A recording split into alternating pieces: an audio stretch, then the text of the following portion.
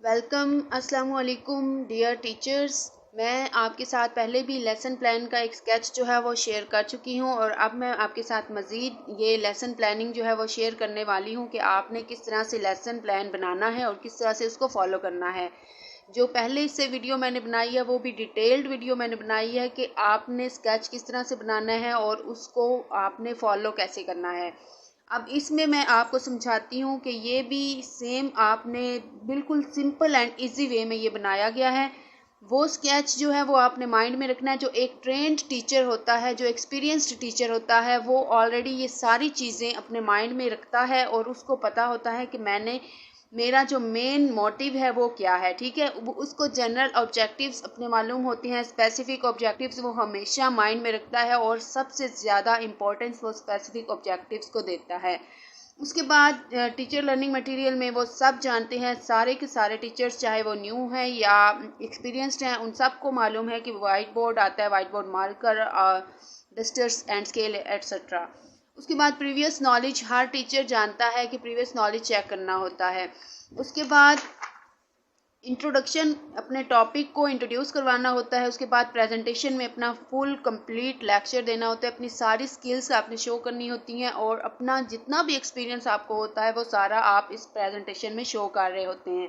उसके बाद रिकैप्चुलेशन में आपने सारा अपना लेक्चर जो है वो रिवाइज करना होता है और मेन पॉइंट्स को हाईलाइट करना होता है और स्टूडेंट्स को एंगेज करना होता है। उसके बाद रिमार्क्स, एक एक्सपीरियंस टीचर जो होता है वो ये सारी चीज़ें ऑलरेडी माइंड में ओरली रखता है। ठीक है, और उसको लिखने की ज़रूरत नहीं पड़ती। इसलिए मैं ये जो आज लेसन प्लान शेयर कर रही हूँ ये उस टीचर के लिए है जिसको ये सारे पॉइंट्स जो लेसन प्लान के स्केच में आते हैं वो फॉलो कर लेगा, ऑरली वो माइंड में रखेगा और उनको फॉलो करेगा। उसको लिखने की ज़रूरत नहीं है, वो इस तरह से अपना लेसन प्लान बना के उसको फॉलो कर सकता है।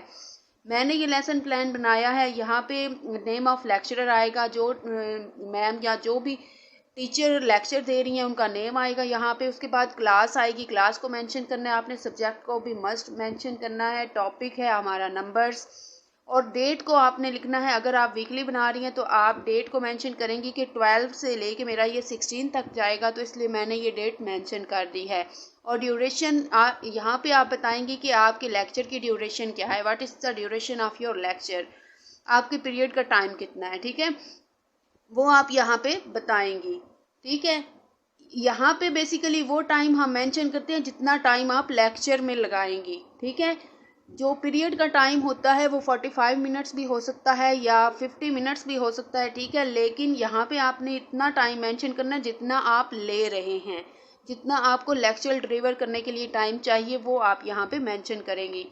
उसके बाद हम लिखते हैं आगे डे, और इसके साथ डेट भी आप मेंशन करना चाहें तो कर सकते हैं। मैंने कुछ के साथ की हुई है मेंशन, ये देख सकते हैं आप, इसमें मैंने डेट भी मेंशन की हुई है और डे भी मेंशन किया हुआ है।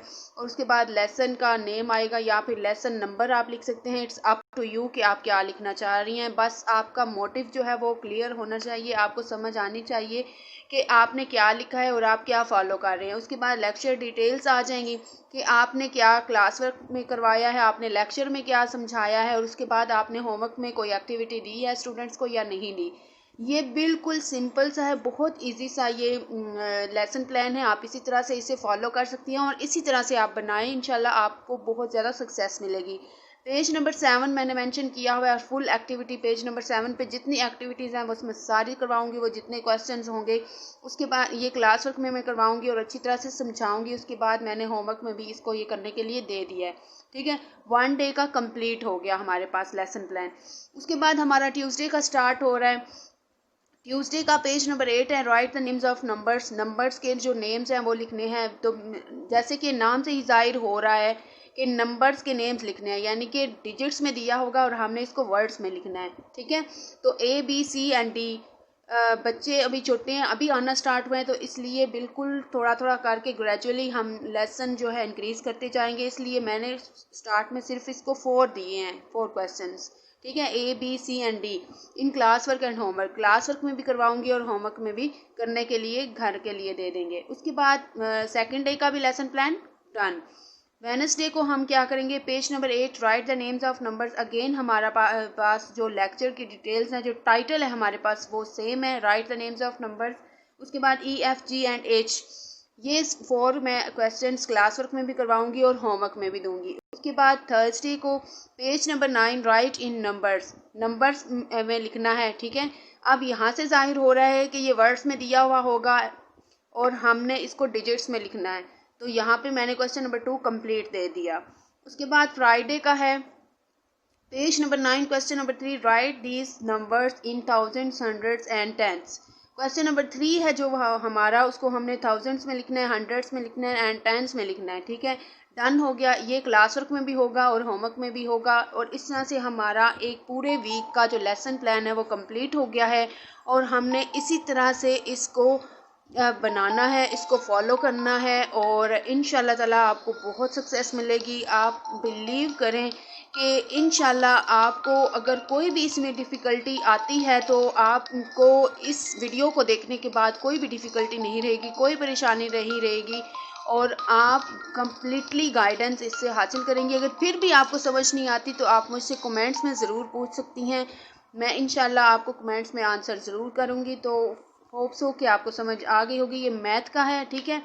और एक चीज़ और जो मैं आपको बताना चाहती हूँ कि जब भी आप लेसन प्लान कर रही हों तो लेसन प्लानिंग करते वक्त आपने उससे पहले आपने एक्सरसाइजेस जो हैं उनको सॉल्व कर लेना है। जैसे ये देखें मैंने सॉल्व की हुई हैं, ये मैंने कंप्लीट, ऊपर मैंने टाइटल भी दे लिया है page number 8 solve exercise class 3, यानी कि ये जो मैंने लेसन प्लान बनाया है इसका मैंने सॉल्व भी कर लिया है सारा। ये देखें इसको मैंने सॉल्व किया, ये इसके साथ मैं अटैच करूँगी, ठीक है। जब भी आप लेसन प्लान कर रहे हों, आप लेसन प्लान बनाते हैं उसके साथ जब सॉल्व आप करते हैं एक्सरसाइज तो आपने उसको अटैच करना ताकि जो आपका सुपरवाइज़र या आपकी प्रिंसिपल जो है वो चेक कर रही हैं आपका लेसन प्लान तो उनके पास सॉल्व्ड में मौजूद हो, आप उनको दिखाएं, वो देख सकें कि कितना लेसन था और स्टूडेंट की जो एबिलिटी है उसके मुताबिक आपने किस तरह से उसको वीक में डिवाइड किया है और किस तरह से आप उसको करवाएंगी, ठीक है। मैंने इस तरह से ये देखिए ये सॉल्व किया हुआ है और मैंने देखा है कि मेरे स्टूडेंट की पिकिंग पावर कितनी है और मेरा स्टूडेंट कितना पिक कर सकता है,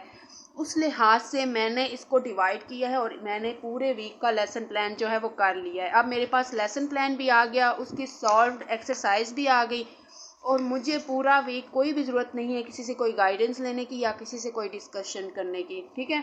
अब ये हो गया हमारा मैथ का। इसी तरह से आपने जो भी लेसन प्लान बनाना है आपने उसको सॉल्व ज़रूर कर लेना है। अब देखें यहाँ पे मेरे पास टिप्पी लॉन्ग स्टॉकिंग है, इसकी एक्सरसाइज का मैंने प्लान किया है और इसकी एक्सरसाइज को मैंने कम्प्लीटली यहाँ पे राइट कर लिया क्वेश्चन आंसर्स। ये देखें क्वेश्चंस के आंसर्स को देखते हुए मैंने फिर ये लेसन प्लान बनाया है और मैंने इसको पूरे वीक में डिवाइड किया कि मेरा स्टूडेंट कितना पिक कर सकता है, मेरा स्टूडेंट ज़्यादा जल्दी क्विकली पिक करता है या स्लोली पिक करता है, या वो कितनी उसमें एबिलिटी है कि वो एक दिन में कितने क्वेश्चंस कर सकता है। मैंने उसके अकॉर्डिंग अपनी लेसन प्लानिंग की है। आपने भी हर स्टूडेंट की पिकिंग पावर को देखते हुए लेसन प्लान बनाना है, ठीक है। ये नहीं कि आपने अपने ऊपर से बर्डन हटाना है या आपने सिलेबस कवर करवाना है, नो। हमारा जो मेन मोटिव ये है कि हम बेशक बच्चे को थोड़ा करवाएं लेकिन बच्चे को कम्प्लीटली अंडरस्टैंड होना चाहिए जो हम उसको डिलीवर कर रहे हैं। जो हम बच्चे को लेक्चर डिलीवर करें उसका हर पॉइंट बच्चे को आना चाहिए, हर चीज़ उसको समझ में आनी चाहिए कि what is this and why is this, कि ये चीज़ अगर है ऐसे कि ये चीज़ क्या है और क्यों है, ठीक है। हर चीज़ की समझ बच्चे को आनी चाहिए, ठीक है। इसी तरह से आपने लेसन प्लान्स बनाने हैं। मैंने कम्प्लीटली पूरे वीक के बना लिए हैं। होप्स हो कि आपको भी अच्छे लगे होंगे, समझ आई होगी, दोनों तरीक़ों की समझ आई होगी। दोनों तरीके असल में सेम तरीका एक ही है, बस उसमें जो एक्सपीरियंस टीचर होता है उसको ये सब चीज़ें नहीं लिखनी पड़ती। मैं अगेन बता रही हूँ, वो ओरली जो है माइंड में ही इन सारी चीज़ों को फॉलो करता है। लेकिन जो फ्रेश टीचर्स होते हैं, जो न्यू टीचर्स होते हैं, जिन्हें बिल्कुल भी एक्सपीरियंस नहीं होता, जिन्हें बिल्कुल मालूम नहीं होता कि हमने लेक्चर कैसे देना है और लेक्चर देने का असल मकसद क्या होता है, उनके लिए थोड़ी सी डिफ़िकल्टी होती है, उनके लिए थोड़ी सी प्रॉब्लम होती है। इसलिए स्टार्ट में वो कोशिश करें कि ये सारा स्केच इसी तरह से अपना बनाएं और उसके बाद इसी को फॉलो करें और इस तरह से फिर बाद में बेशक वो ये वाला लेसन प्लान इस तरह से बनाना स्टार्ट कर दें, ठीक है। Thank you so much. Hope so आपको बहुत अच्छा लगा होगा, समझ आ गई होगी। अपना बहुत सारा ख्याल रखिए।